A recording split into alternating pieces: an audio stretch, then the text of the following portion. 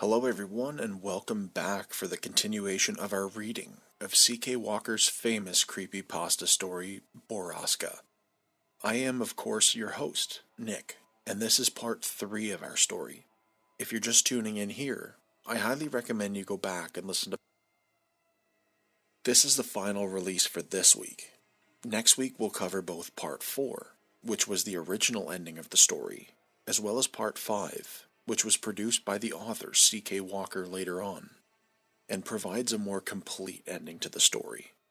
So before we kick off, I'd love it if you could hit that subscribe button, or if you're listening through Spotify or Apple Podcasts, if you could hit the star button and leave me a quick review, that would mean the world. So in part 2, we left our protagonists, Sam, Kyle, and Kimber, in the hospital, having just learned that Kimber's mother had jumped from the roof of the hospital to her death. So why did she do it? And what else might befall our protagonists in their search for the dark corners of Drisking and look for the truth behind Borrasca? Well, for those answers, you'll just have to keep listening, because here comes part 3. Get ready.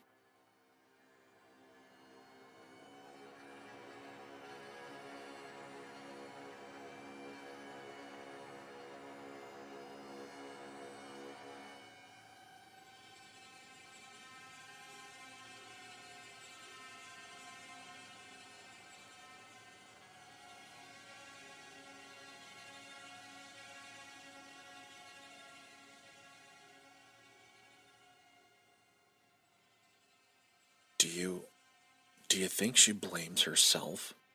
I don't know, man. Probably. I stretched out on the reclined seat of my Chevy and pulled the bill of my hat lower over my eyes. But do you think she's okay? I didn't answer him.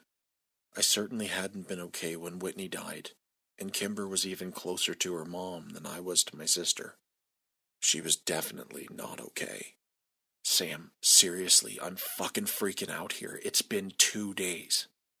I pushed my hat up off my face and looked over at Kyle, who was admittedly a wreck. His eyes were bloodshot, his face sallow, and his red hair was greasy. Dude, her mom committed suicide. You know how close Kimber was to her mom. She just needs some time, but she'll be okay. She hasn't answered any of my calls or texts. I've left her like 9 voicemails, man. I think I'm going crazy. You just have to give her space. Yeah, but she's my... He still couldn't say it around me. I'm supposed to be looking after her. I sat up and pulled the chair up right behind me. Look, Kyle, I know you want to help Kimber. I want to help Kimber too. But she hasn't answered our calls, been to school, or come to the door when we've stopped by her house. She doesn't want to see us right now, and we have to be okay with that. Right now, Kimber knows what's best for Kimber. But what about the suicide note? You think that has something to do with it? I sighed. We don't even know if there was a note. Kimber's dad was upset and messed up when he said that it's possible, and I misheard him anyway. I asked my dad and he said there was no letter. Right, because your dad is such a beacon of truth. One look at Kyle told me he immediately regretted his words. I shrugged. Man, I don't even know what to believe anymore. The truth was that I knew what I heard. Mr. Destaro had said something to the cops about a letter, but I couldn't tell Kyle that. Not right now. He was already worried that his relationship with Kimber was part of the reason her mom had been so depressed. I asked my dad about the letter when he came home that night, after, and he sighed, run both of his hands through his hair in a tired way, and said, Sam, I don't know what to tell you. Ann Destaro didn't leave a suicide note, and this is the first I've heard of it. With our best friend in mourning, and our investigation on hold, Kyle and I had been existing in a sort of suspended state. We went to school intermittently, skipping classes here and there, and smoking more weed than either of us could afford. Without Kimber there to set us straight, and keep us in line, we were lethargic, brooding, and irresponsible. I'd never realized how much I relied on her. Kyle and I skipped the last 2 periods of the day and debated on whether or not we should even go tomorrow, which was the last day of our sophomore year. We finally decided to show up for second period, which I was glad we did because Kimber showed up in biology. I didn't even see her at first. I had my head down on my desk, resting my folded arms when I felt a meek hand pat my shoulder. I turned around to see her standing there, looking unsure and uncomfortable. I gave her half a smile and pulled her into a hug, but it wasn't a super comforting, not at all awkward Kimber hug. It was a longer, weaker hug, and I felt so protective in it that I was sad when it was over. "How are you doing, Kay?" I asked her when she finally released me. Kimber wiped a tear off her cheek. I'm okay." And she gave me a wobbly smile, and I knew it wasn't true. I wrapped her into another quick hug as Phoebe Dranger gave us a snotty look. "Have you seen Kyle yet?" "No. I have next period with him. He's been worried about you." "I know," she said, sliding her eyes to the floor. "Things have been really hard for me at home." "It's okay. We're here for whatever you need." "Yeah, that's what I was hoping. Whatever you need." Since it was the last day of school, our teacher, Mr. Founder, was just happy to return our graded tests and let us bullshit the rest of the period. Kimber talked about the arrangements for the funeral that weekend and chided Kyle and I for skipping finals to get stoned. When the bell rang, I could see that Kimber was both excited and nervous to see Kyle. As we packed up our bags, I assured her that Kyle wasn't mad. He was just worried about her. She threw her bag over her shoulder, set her jaw, and nodded. She was trying so hard to keep it together. As soon as Kyle saw her from down the hall, he slammed his locker shut and walked towards us with such intensity I began to wonder if maybe he was mad. He pushed past a dozen people, without so much as glancing at them, and left a curious, if annoyed, crowd in his wake. When he finally reached us, Kyle threw his backpack against the wall and swooped Kimber up in the sort of way you'd see in an old black and white movie. Everyone who watched this unfold, including me, groaned in unison. Since most of the teachers didn't even bother taking attendance that day, I went to calculus with Kimber and Kyle, where they had the same conversation Kimber and I had last period. Towards the end of the hour, the conversation vaulted and became uneasy. Kyle and I exchanged a look over the top of Kimber's head, and I nodded at him. "Kimber," he said quietly, "did your mom leave you a letter?" "What?" Kimber asked in surprise. "I heard your dad talking about a letter on the day that... on Tuesday," I said. "Oh." As we waited for her to continue, the bell rang for lunch. Everyone filed out of the room, but the 3 of us stayed still, sitting on our desks. "Kimber?" I finally said. She sighed sadly and looked over at Kyle. "Yes?" "What did it say?" he asked nervously. I don't know. I haven't seen it. I asked my dad for it when we got home, and he said I'd misheard him, and there was no letter. He said not to mention it to anyone else, or I'd just upset people." "Well, then we both misheard him," I said, "which seems unlikely. I've known my dad all my life, and I know when he's lying." People started to filter in for the next period, sliding sympathetic glances at Kimber. Since it was our lunch period, we gathered up our things and walked out to my car, as we always did. I sat in the back seat, letting Kyle and Kimber take the front. Kimber took a deep breath and continued. "I know my dad is lying, and I know he has the letter." Are you sure?" Kyle asked. I could tell he was still terrified that some of the blame rested on him. "Yeah, and I know it contains the name Prescott." I think I even know where it is. Prescott. Yet somehow I wasn't that surprised. He was the axis around which everything that was bad orbited. How do you know it says Prescott? Kyle asked. I heard my dad reading it once. I think he reads it a lot, actually. He was sort of sobbing and whispering the words and throwing things in his office. My dad, he hasn't been well. Do you think she was having an affair with Jimmy Prescott? I shook my head. I'm guessing you need to think bigger than that, Kyle. I agree, Kimber said to her hands in her lap. With everything we know about the Prescotts, I'm fairly sure that this isn't about an affair. It's all connected somehow, don't you think? My dad was the love of my mom's life, but she only left a letter for me. I think that somehow I'm the one she wronged, not him. You know, I think she did something to me, or maybe she did it because of me.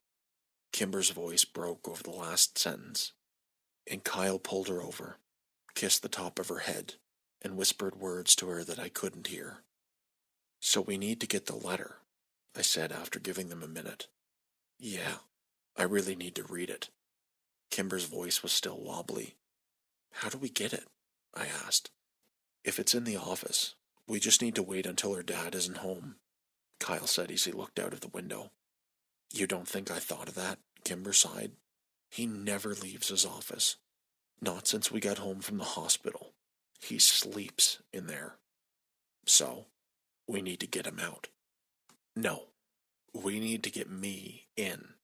Tomorrow's my mom's funeral, and half of Drisking will be there, including my dad, of course.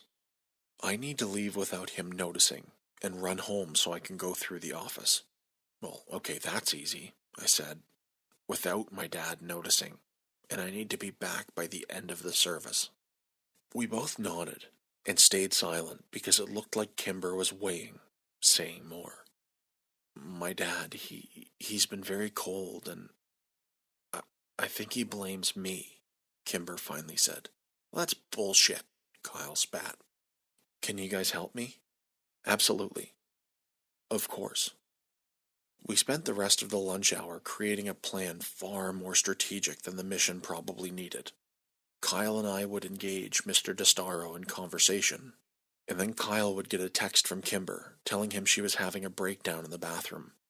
Kyle would go leave to comfort her, and then they would take my car and go to the DeStaro house. I would stay behind and keep an eye on Kimber's dad while they were gone. I went to work that afternoon for the first time since Monday. Mira seemed to be in a much better mood and let me go home early since it was a Friday. I didn't sleep well, though, and I got up at 4 a.m. to go through my clothes looking for something dressy and black to wear to the funeral. My dad came in before he left for work and found his disheveled, panicked teenage son looking helplessly through piles of black clothing.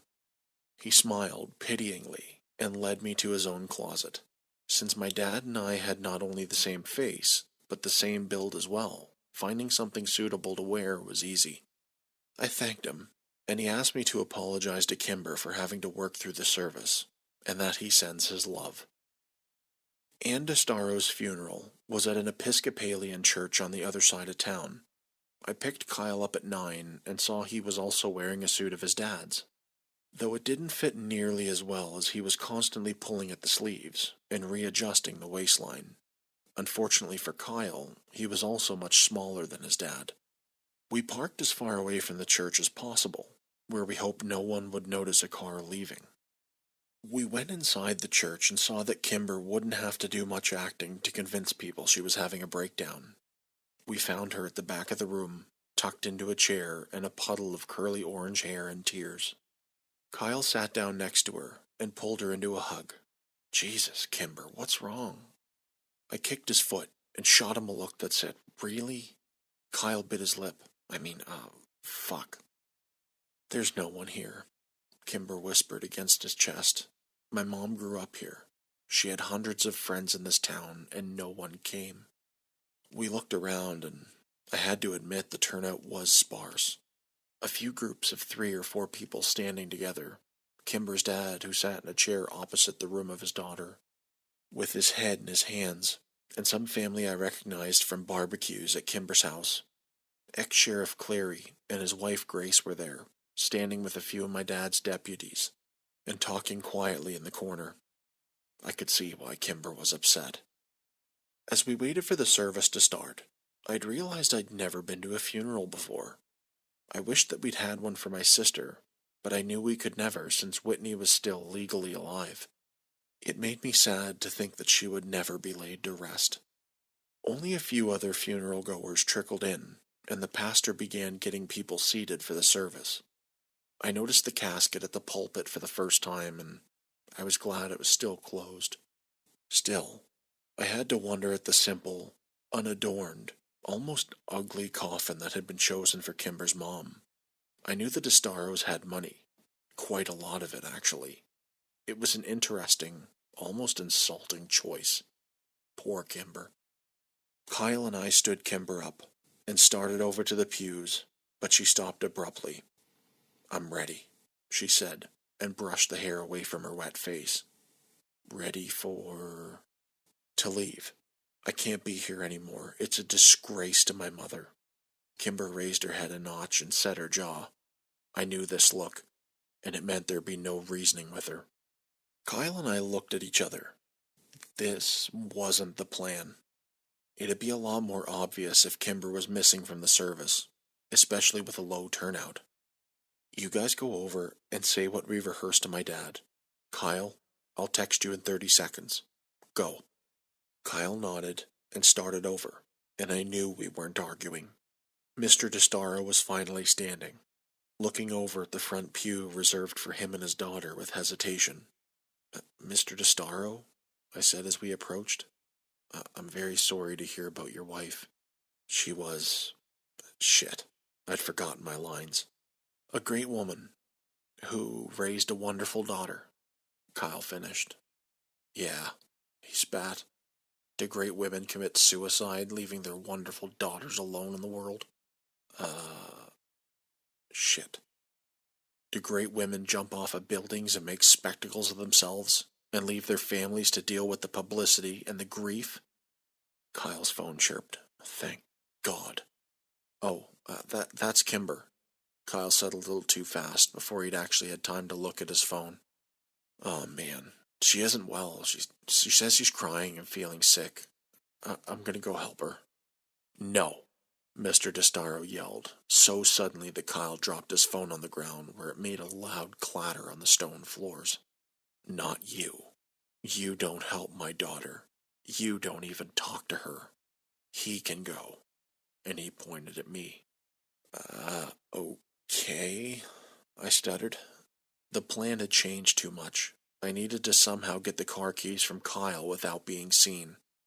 Kyle gave me a shaky, subtle nod, and then he and Mr. DeStaro went to sit down. It was obvious Kimber's dad was keeping an eye on Kyle. Getting the car keys from him was going to be nearly impossible. I backed into the shadows at the back of the room while the pastor started the service. I texted Kyle 4 times asking for help, but he wouldn't dare touch his phone. He just stared straight ahead, flicking worried glances at Mrs. DeStaro every couple seconds. After several minutes, I went to find Kimber to see what she wanted to do, but she wasn't in our meeting spot by the back door. The plan was falling apart. I pulled out my phone and sent her a text. "Where are you?" "Kyle's next to your dad and I can't get the keys from him." I waited in the hallway, tapping my phone against my hand nervously. After a minute or two, my phone vibrated. "I'm sorry. I left without you guys. I had to get out of there. I'm so sorry. I'll be back before the end of the service. I promise." Shit. Be safe. It was now imperative that I not be seen. I went to the men's bathroom, locked myself in a stall, and played Snake for the longest 20 minutes of my life. I knew the service wouldn't go on much longer, so I texted Kimber again. "You on your way back yet? Did you find it?" I sat, waiting, watching the minutes tick by. I texted her again. "I think the service is ending soon. Where are you?" Another 7 minutes, Of no response. I tried calling, but it went to voicemail. I tried again with the same result. I was getting nervous. I was about to try a third time, and then two people walked into the bathroom and my phone vibrated with a text. It was Kyle. The service was over. Kimber has the keys. Why aren't you guys back yet? Did you find anything? I left the bathroom without washing my hands and received dirty looks from the two strangers at the urinals as the door closed behind me. I found Kyle staring out the window looking for my car. Kyle! He jumped. Where's Kimber? What did you guys find? I don't know. She left without me. What the fuck? Why? Where is she? I don't know, Kyle. She left without me, I reiterated. She's not answering my calls or texts. Fuck, mine neither. We have to keep an eye on her dad until she gets back. We're not the only ones, Kyle said, gesturing across the room. What the fuck is going on? 3 men were talking to Kimber's dad in a corner across the room.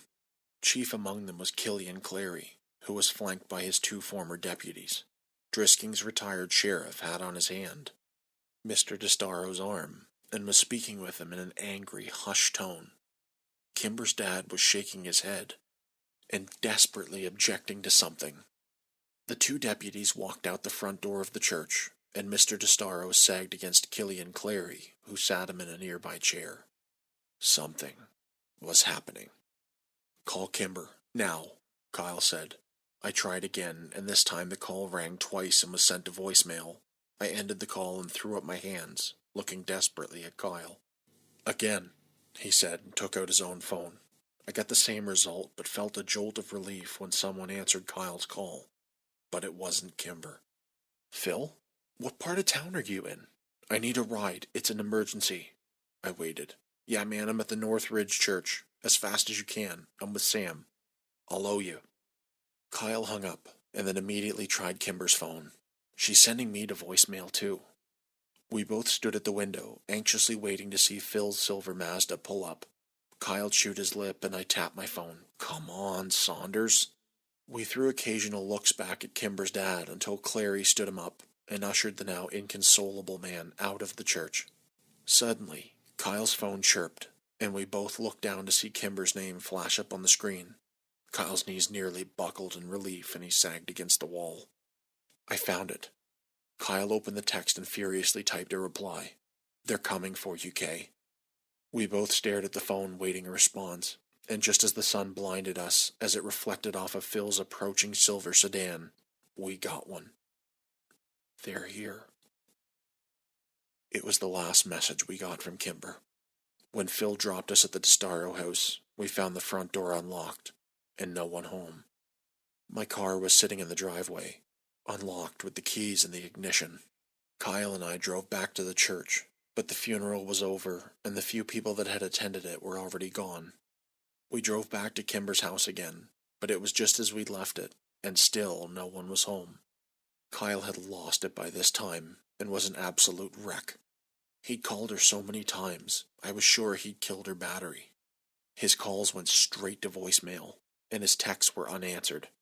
After half an hour of begging from Kyle, I finally called my dad. He answered immediately. Sammy, what's wrong? It's Kimber. She's gone, Dad. We've looked everywhere, but her and her dad are missing. She left the funeral early and Killian Cleary was talking to her dad. And then Sampson and Greg left, and I think they went to her house and they got her dad. I still think they're working for Cleary on the side or something, and I think they're doing something bad. Whoa, slow down. Come by the station and let's talk. I'll take a statement from you boys, and I'll send a couple officers over to investigate the house. Just calm down, Sam. We'll handle this. I hung up and threw my car violently into reverse, jerking the wheel to the left as I hit the end of the driveway. Sam, how do we know? How do we know we can trust the cops? I'm not trusting the cops. I'm trusting my dad, I said, my words sounding hopeless, even to me. I turned into the sheriff's office, and Kyle was out of the car as soon as I slowed down enough to park. By the time I got inside, my dad had Kyle by the shoulders and was nodding solemnly at everything Kyle was telling him. When my dad saw me, he motioned for an officer to take us to his office. After a few minutes, he came in and sat down across the desk from us. All right, boys. I'm going to have Officer Ramirez come in a few minutes and take a statement from both of you. I want to know that at this point in time, it looks like the Destaros left town voluntarily. No way, Mr. Walker. Kimber would never. My dad held up his hand for silence. Let me rephrase. Jacob Destaro left town voluntarily. Kimber is a minor and has no legal rights here. If her dad said they're leaving, then they're leaving. But she's not answering her phone, and we went to that house, Dad. Nothing was packed. Maybe they're just going away for a while. Maybe to her relatives. I can't theorize as to why she wouldn't answer the phone, other than maybe she wants to be left alone for a while. Kyle was exasperated, but, look, I know it's hard for you to understand, but losing a family member takes a toll on a person. Sam, you know that. We don't know how many people are going to grieve, and we don't have a right to. I think it's very likely that Kimber will be back by the fall for school. The fall? Sheriff Walker, that's 2 months away. You need to investigate now. Kyle, I know you're upset, and no one said we're not going to investigate thoroughly. Yeah, like you investigated Whitney's disappearance thoroughly. I spat and I didn't regret the words. Sam! He snapped at me with more force than I'd ever heard him use. I am tired of listening to you insult me and say that I didn't do everything I could to find Whitney. I love your sister more than you can imagine. She's my daughter, Sammy, and I will never give her up. And what about the deputies that left the funeral to go get her? Kyle interrupted. My dad raised an eyebrow at me. Sampson and Grigg? I ground out through clenched teeth, he sighed. Boys, Sampson and Grigg left the funeral because I sent them out on a call.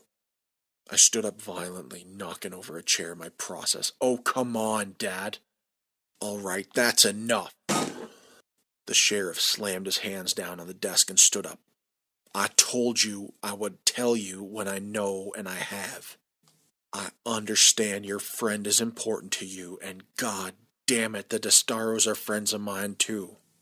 I promise you that I will use the full extent of my resources to track them down and put your minds at ease. But until then, all I can offer you is the reassurance that there is no sign of foul play at this time. You boys need to get off the warpath and let us handle this. Now Ramirez is waiting in the hall to take your statements, and then both of you are going home. Understood? I said nothing, and glared at my dad, seething with rage.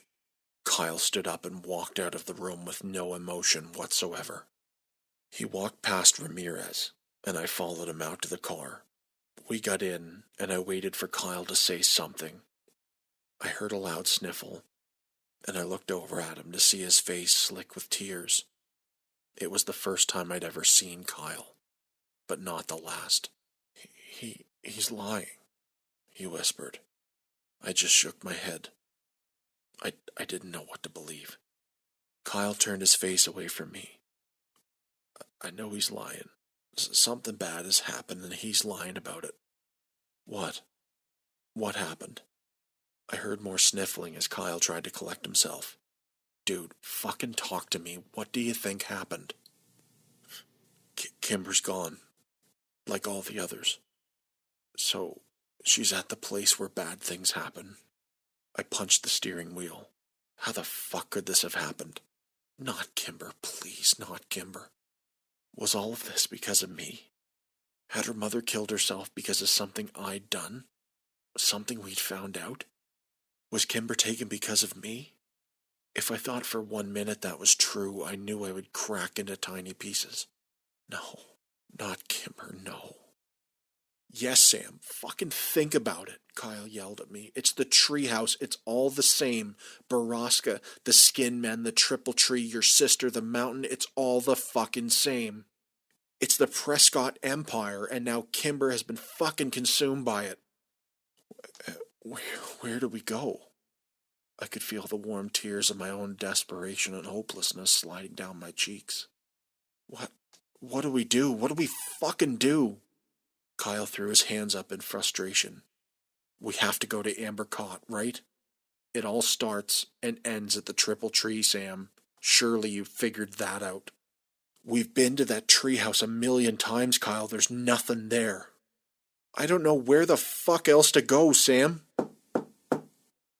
I jumped as someone tapped on the window of my car and wiped the tears off my face. I rolled down the window as Officer Grigg leaned down and looked in the car. You boys move along home, all right?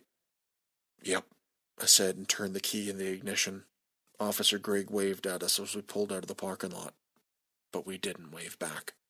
The treehouse, Kyle said. We drove in silence, both of us trying desperately to get a hold of ourselves. If we were going to be of any help to Kimber, we needed to be calm enough to think logically. I parked in the space right next to the trailhead and saw several bikes tied to the post. As we made our way up to the West Rim Prescott Ore Trail, we passed Parker and a couple of his friends coming down it. I nodded to him, but Kyle said nothing, just stared up at the trail, reaching for the only place he knew how to go. It was almost dark by the time we got to Ambercott, and there was little light left to search for whatever Kyle hoped to find. It took half an hour in the darkness before I finally convinced Kyle that there was nothing there to help Kimber.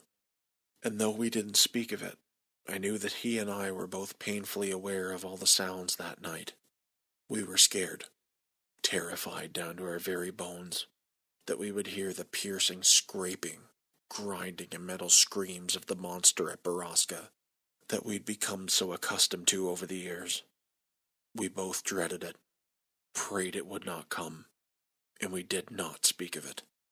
I dropped Kyle at home and promised we would find Kimber tomorrow. I swore we would. He gave me nothing more than a shallow nod and disappeared inside his house. My dad was waiting for me in the kitchen when I got home a few minutes later. I didn't look at him, walked over to the fridge, realizing I hadn't eaten all day. Sammy, sit down. I want to apologize for today. I took out some chicken and cheese and went to the pantry for bread. Listen, I know you're scared, and I know that there's been a lot going on that you can't exactly relate to. He sighed. Anne had been depressed for a good long while, Sam. Over 20 years. That'll weigh on a person. I ignored him and continued making my sandwich. I was dying inside, wondering if I could even trust the man I'd called Dad my entire life. She was suffering, Sam, and sometimes people who suffer that deeply don't know of any other way out. She knew her depression was hurting her husband and her daughter, and maybe she thought she was doing them a favor. Mom's depressed, I said without taking my eyes from my task. Your mother's coping, okay? This was very different, Sam. Kimber's mom had been depressed since she was in her 20s. Early in her marriage, Anne suffered multiple miscarriages. Infertility can be very hard on some couples, and not even Kimber's birth could totally ease her pain. Dad, with all due respect, I'm tired, and I'm going to bed.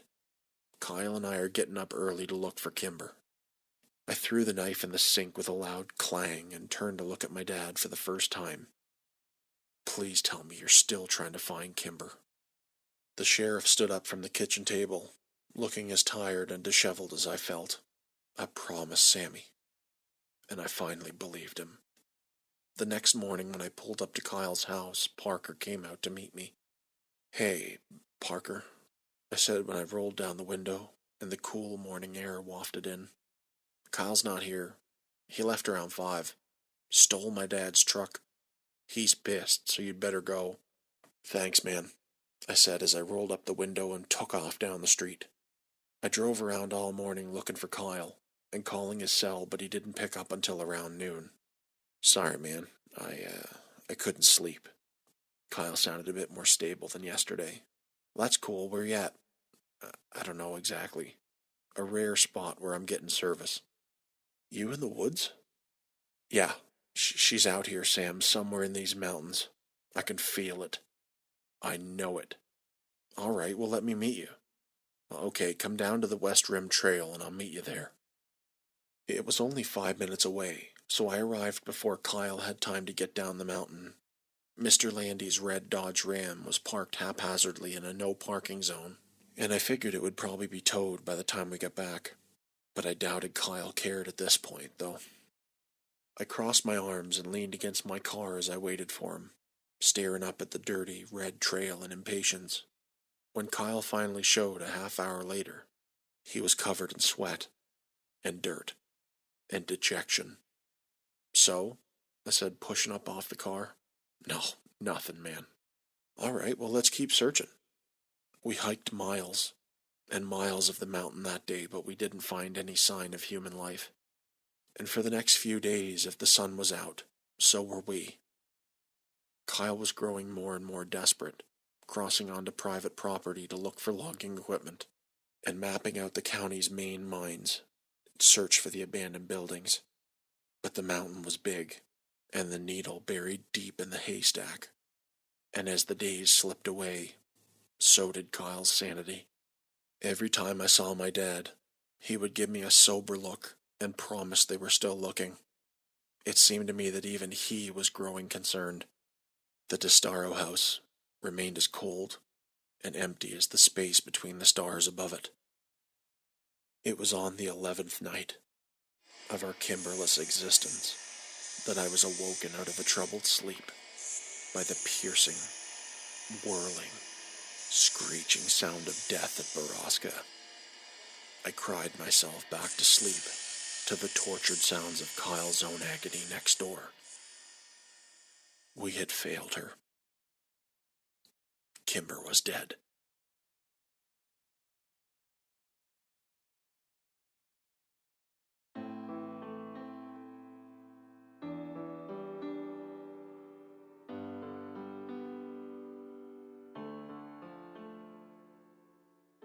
So this is once again where I leave you for another week. Take this opportunity to make sure you subscribe so you can come back next week for the end of our story. Though it's available online, don't read ahead. Let's finish the story together and find out what becomes of Kimber, Kyle, and Sam. I hope you've really been loving Borrasca so far. So if you haven't already, make sure you subscribe. And if you can, leave me a quick review, because I'll be back next Tuesday with parts 4 and 5, ending our story. As a reminder, new episodes of the Insidious Agenda podcast release every Tuesday at midnight Eastern Standard Time. But for now, it's time to close the cover of the Insidious Agenda. I've been your host, Nick, and I want to thank you very much for listening. I'll see you again next week.